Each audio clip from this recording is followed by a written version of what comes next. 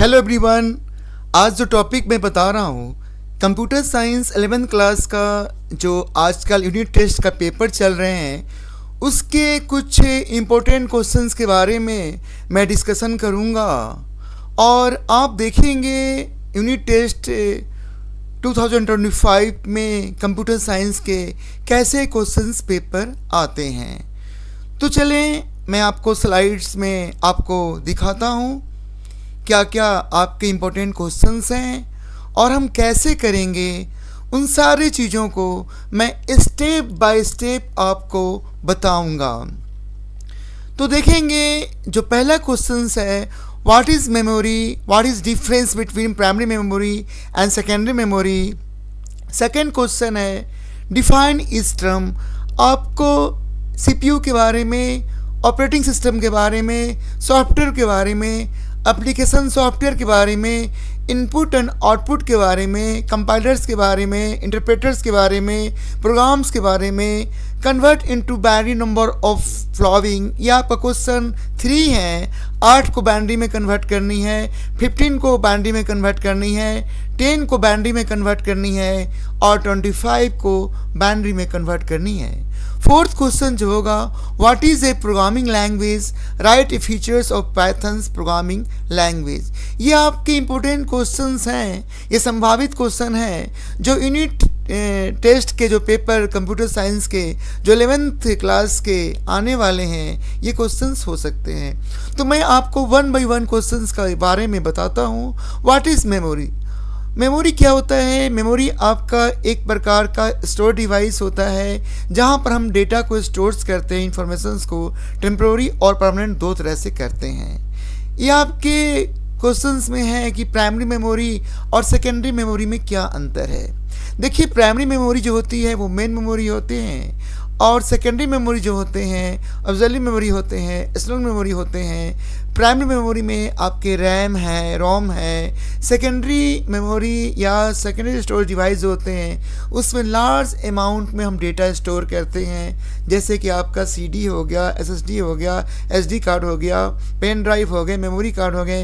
ये सारे आपके सेकेंडरी मेमोरी में आते हैं। आप देखेंगे मैंने यहाँ पर ये सारे टॉपिक के बारे में बता रखा है। आपका रैम है, आपका रोम है, ये सारे किस में आएंगे? आपके प्राइमरी मेमोरी में आएंगे।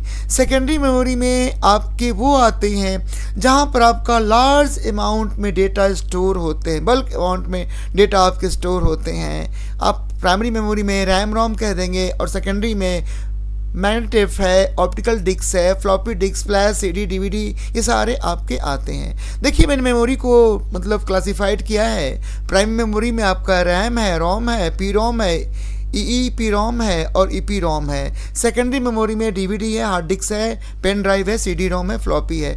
आप ये भी लिखोगे तो आपके चल जाएंगे मेमोरी क्या है और उसके बाद प्राइमरी मेमोरी और सेकेंडरी मेमोरी को आप क्लासिफाइड इस तरह से भी रिप्रेजेंट करोगे तो आपके पूरे नंबर मिल जाएंगे। अब देखेंगे जो हमारा सेकेंड क्वेश्चन हैं वो आपका डिफाइन इस टर्म के ऊपर आपके 8 शॉर्ट नोट्स लिखनी है। पहला है सीपीयू। आपको पता है सीपीयू क्या होता है? सीपीयू आपका सेंट्रल प्रोसेसिंग यूनिट होती है। ये कंप्यूटर्स का मेन पार्ट होता है। सीपीयू आपके कंप्यूटर्स के ऑल एक्टिविटीज़ को कंट्रोल करता है।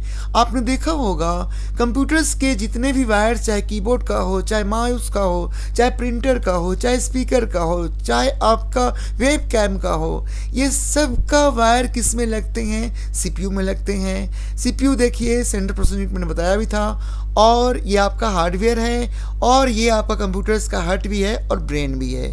अब देखेंगे सीपीयू जो मेन देखने में जो लगता है ये आपका इंटेल कोर i7, ये ओरिजिनल आपका सीपीयू का स्ट्रक्चर है और फिर उसके फैन लगे होते हैं कूलिंग के लिए।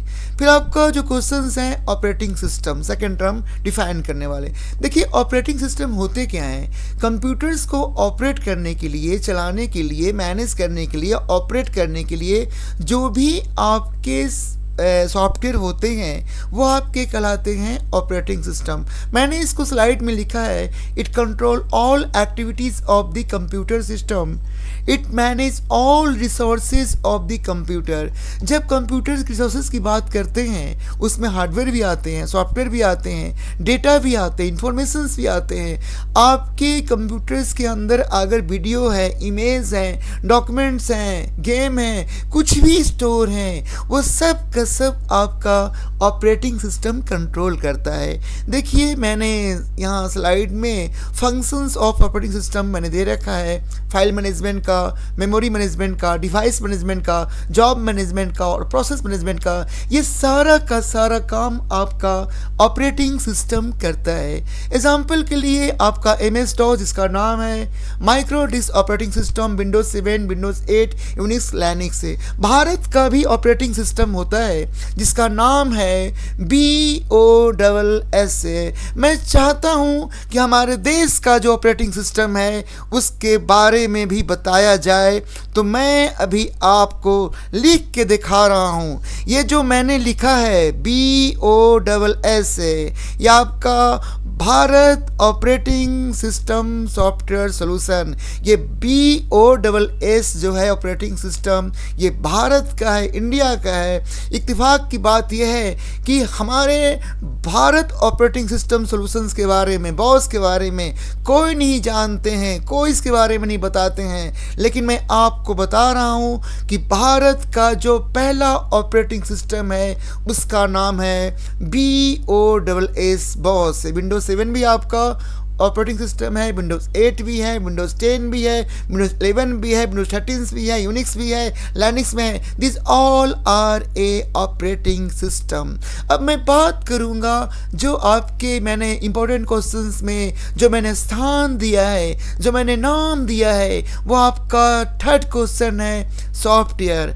आप जानते हैं सॉफ्टवेयर क्या होता है? सॉफ्टवेयर के अंदर आपके प्रोग्राम्स होते हैं, इंस्ट्रक्शंस होते हैं, कमांड होते हैं जो कंप्यूटर्स को ऑपरेट करते हैं, जो किसी स्पेसिफिक काम को परफॉर्म करते हैं, वो आपके सॉफ्टवेयर कहलाते हैं। आप देखेंगे मैंने सॉफ्टवेयर के बारे में स्लाइड में यहाँ भी लिखा है। आपके सॉफ्टवेयर में विंडोज़ भी आ जाएगा, MS वर्ड भी आ जाएगा, जावा भी आ जाएगा, पाइथन्स भी आ जाएगा, C++ भी आ जाएंगे, ऑरेकल्स भी आ जाएंगे। ये सारे के सारे आपके सॉफ्टवेयर कहलाते हैं। अब आपका जो फोर्थ क्वेश्चन है एप्लीकेशन सॉफ्टवेयर क्या है, उसके बारे में पूछा गया है। एप्लीकेशन सॉफ्टवेयर जो होते हैं वो डिजाइन किए गए हैं किसी स्पेसिफिक एप्लीकेशंस के लिए, टास्क के लिए, जैसे कि आपका वर्ड प्रोसेसिंग हो गया, स्प्रेडशीट हो गया, आपका वेब ब्राउजर्स हो गया, एडिटिंग फोटोशॉप हो गया, आपका प्लेइंग गेम्स हो गया, आपका इंटरनेट ओपन करने का हो गया। जो भी आपके किसी स्पेसिफिक एरिया के किसी स्पेसिफिक एप्लीकेशंस के काम में यूज़ होते हैं वो आपका एप्लीकेशन सॉफ्टवेयर होता है। जैसे कि वर्ड प्रोसेसिंग के लिए आपका MS वर्ड है, एक्सेल में आप स्प्रेडशीट का काम करते हैं, ऑरेकल में आप डेटाबेस का काम करते हैं, फोटोशॉप में, कैनवा में, एडोबी में फोटो एडिटिंग के लिए जो काम करते हैं, this all are a application software. यहाँ पर एप्लीकेशन सॉफ्टवेयर कैटेगराइज किया गया है। आप इसको स्मॉल में लिख सकते हैं, मैंने इसे लार्ज किया है तो आप प्लीज़ माइंड नहीं करेंगे।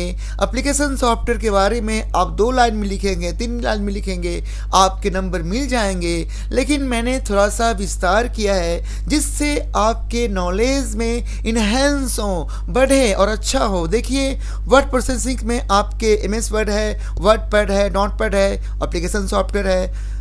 प्रेजेंटेशन सॉफ्टवेयर में आपके पावर पॉइंट है, जो है पावर पॉइंट है, गूगल प्रेजेंटेशन है, फिर आपका वेब ब्राउजर्स में गूगल क्रोम है, एज है, फायरफॉक्स है, फिर आपका स्प्रेडशीट में आपका गूगल शीट है, माइक्रोसॉफ्ट का एक्सेल है जो वो शीट्स है, मल्टीमीडिया में आपका VLC मीडिया हो गया, फिर आपका मैक्स प्लेयर हो गया, विंडोज़ म्यूजिक प्लेयर हो गए, विंडो मीडिया प्लेयर हो गए। सब एजुकेशनल्स में आपके मैट लैब्स हैं, गूगल क्लासरूम है, फिर आपका ग्राफिक सॉफ्टवेयर के लिए आपका एडोबी फोटोशॉप बता चुका हूँ, 3D आपके, फिर आपका सर्वे सॉफ्टवेयर के लिए एडोबी ड्रीम वीवर है, विनजिफ है, ये सब आपके हैं। कम्युनिकेशन सॉफ्टवेयर के लिए आपका MSN मैसेंजर्स हैं, याहू मैसेंजर्स हैं, स्काइप है, सब आपके कम्युनिकेशन सॉफ्टवेयर हैं। फिर आपका सिमुलेशन सॉफ्टवेयर के लिए PCB सॉफ्टवेयर है, VLC सिमुलेशंस हैं। फिर ओपन सोर्स सॉफ्टवेयर में आपका ओपन ऑफिस और MySQL आता है। फिर आपका क्लोज सोर्स सॉफ्टवेयर में आपके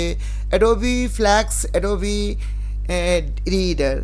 तो ये these all are a application software. अब आपका क्वेश्चन है नेक्स्ट आपका इनपुट और आउटपुट। मैं आपको दिखा देता हूँ जो मैंने इंपॉर्टेंट क्वेश्चंस में रखा है, जो मैंने इंपॉर्टेंट क्वेश्चंस माना है।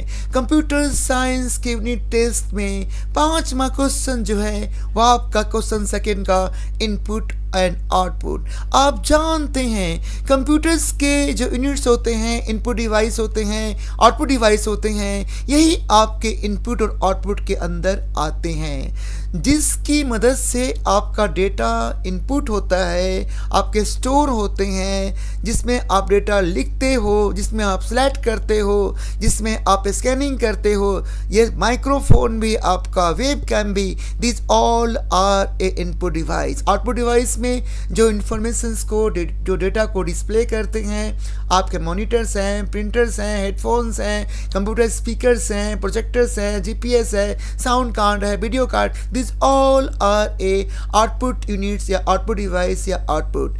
आगे जो कहे आपका क्वेश्चन नंबर 6 में जो इस टर्म डिफाइन करनी है वो कंपाइलर।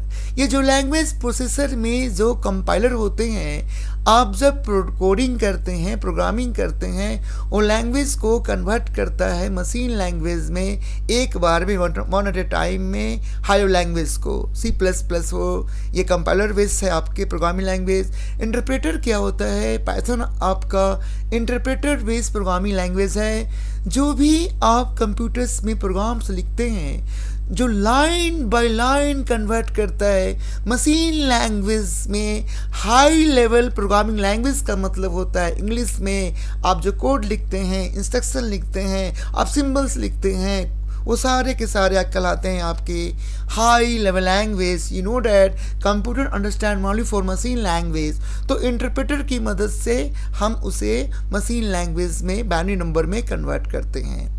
नेक्स्ट आपका है प्रोग्राम। प्रोग्राम आपको पता है प्रोग्राम क्या होते हैं? प्रोग्राम में सीक्वेंस होते हैं, इंस्ट्रक्शन होते हैं जो रिटर्न करते हैं और आपके स्पेसिफिक टाइप का किसी खास पर्टिकुलर वर्क को आपका परफॉर्म करता है। अब आपका क्वेश्चन थर्ड जो है वो बाइनरी में कन्वर्ट करनी है। आपको पता है बाइनरी का बेस 2 होता है, तो आप 8 में 2 से डिवाइड करेंगे तो आपका 2 4 जा 8 होता है, 0 आएगा। फिर आपका 2 2 4 भी आपका 0 आएगा। तो इस तरह से आप इसको जब निकालेंगे तो देखेंगे कि आपका ये जो बाइनरी 8 का 1000 है, 15 का आपका 1111 है, और 10 का आपका 1010 है, और 25 का आपका 11001 है। आपको मैं बता सकता हूँ कैसे करेंगे। आप 2 नंबर से डिवाइड करेंगे आपको 8 को, और जो रिमाइंडर बचते हैं उसको हम लिखते हैं और नीचे से स्टार्ट करते हैं ऊपर की ओर। फिर आपका जो फोर्थ क्वेश्चन है वो क्वेश्चन आपके हैं what is a programming language और पाइथन्स के फीचर क्या है। आपको बताया गया है प्रोग्रामिंग लैंग्वेज में सेट ऑफ रूल्स होते हैं, सिंबल्स होते हैं, सिंटेक्स होते हैं, और उसमें हम प्रोग्राम लिखते हैं और हमारे प्रोग्राम्स के बिहेवियर कंट्रोल करते हैं। प्रोग्रामिंग लैंग्वेज होता है C++ है, जावा है, .NET है, C# है, PHP है, this all are a programming language. यहाँ पर पूछा गया है पाइथन के फीचर्स के बारे में। Python is a programming language. तो पाइथन का फीचर्स क्या है? Easy to learn and use, interpreted programming language है, हाई लेवल लैंग्वेज है, free and open source software है, लार्ज स्टैंडर्ड लाइब्रेरी है, एक्सटेंसिबल्स इमेटेबल्स आपकी टेक्नोलॉजी अवेलेबल है आपके पाइथन्स में। पाइथन्स में लार्ज कम्युनिटी को सपोर्ट करता है। तो आप मेरे चैनल को सब्सक्राइब कर लीजिए, मैं इसी तरह का वीडियो डालता रहूँगा। अब वीडियो आपके कंटिन्यू आते रहेंगे और हर टॉपिक में आपको मैं देता रहूँगा, चाहे स्कूल की बात हो, चाहे कॉलेज की बात हो, किसी भी तरह के आपके असाइनमेंट्स के एग्ज़ाम हो या इंटरनल एग्ज़ाम हो या आपके यूनिट टेस्ट की बात हो, फर्स्ट टर्म की बात हो, हाफ ईयरली की बात हो, फाइनल टर्म की बात हो, एनुअल टर्म की बात हो, ये सारे क्वेश्चंस मैं बनाते रहूँगा। इंपॉर्टेंट इम्पोर्टेंट क्वेश्चंस का मैं डिस्कशन करते रहूँगा। तो मेरे चैनल को सब्सक्राइब कर लीजिए। मैं आपको इस तरह का वीडियो आपको प्रोवाइड करता रहूँगा। आप कमेंट सेक्शंस में लिखेंगे आपको क्या चाहिए, आपको किस तरह का वीडियो चाहिए, आपको किस टॉपिक में चाहिए। तो मैं आशा करता हूँ कि ये आपको काफ़ी आपके लिए एक छोटा सा हेल्प होगा। तो थैंक यू, थैंक्स ए